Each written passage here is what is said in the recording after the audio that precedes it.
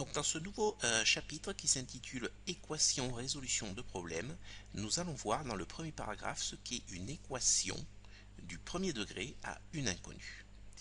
Alors tout d'abord je vous propose un exemple. Premier exemple d'équation. 2x plus 1 égale 7. Ça c'est une équation.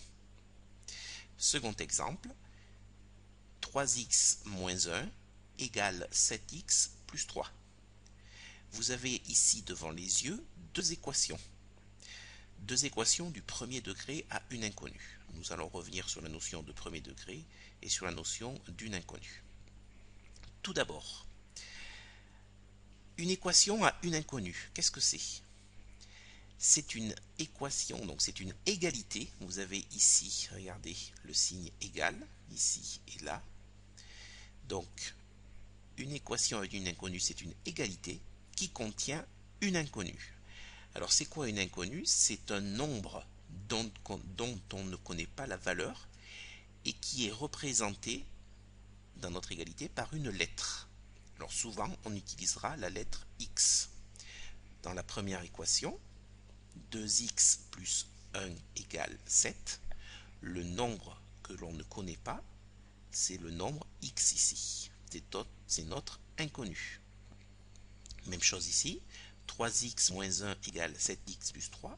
Ce nombre inconnu, il s'appelle également x dans ce second exemple, et il intervient ici et ici.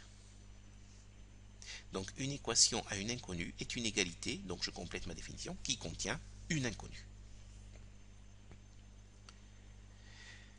Deux petites remarques. Dans le titre du paragraphe, on parle d'équation du premier degré.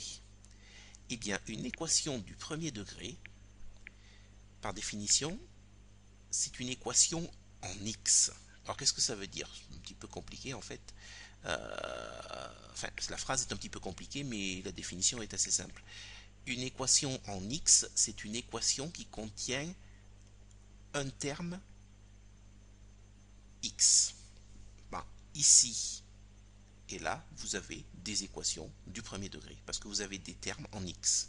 Vous avez 2x ici qui est un terme en x, 3x qui est un terme en x, 7x qui est un terme en x. Eh bien regardez, pour une équation du second degré, il faut que l'équation contienne en fait des termes, ou au moins un terme en x2. On dira qu'une équation du second degré est une équation en x2.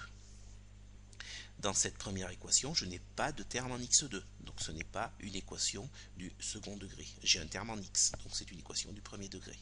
Ici, dans cette seconde équation, je n'ai pas de terme en x2. En revanche, j'ai des termes en x, donc c'est une équation du premier degré.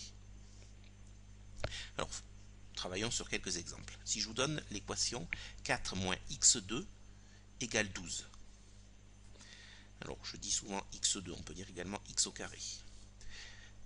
Donc 4 moins x au carré égale 12. Qu'est-ce que c'est comme équation? C'est une équation, eh bien oui, c'est une équation du second degré parce qu'elle contient un terme en x2.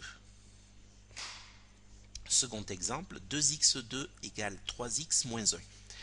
Alors ici, c'est un cas particulier. Nous avons un terme en x2, qui est celui-ci, 2x2, et un terme en x, qui est ici 3x. Et bien, pour donner le degré de l'équation, on prendra le degré du terme qui est le plus élevé, entre guillemets. C'est-à-dire qu'ici, nous avons une équation en x2, parce qu'on a un terme en x2.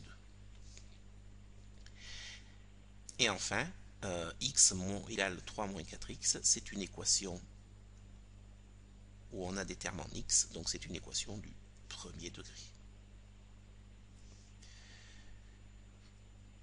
Une seconde remarque concernant le vocabulaire des équations. Si je reprends le second exemple, 3x moins 1 égale 7x plus 3. Eh bien, vous avez ici le signe égal. À gauche du signe égal, cette partie portera le nom de membre de gauche. Et à droite du signe égal, cette partie portera le nom de membre de droite, tout simplement. Ces deux notions de vocabulaire sont à connaître pour la suite.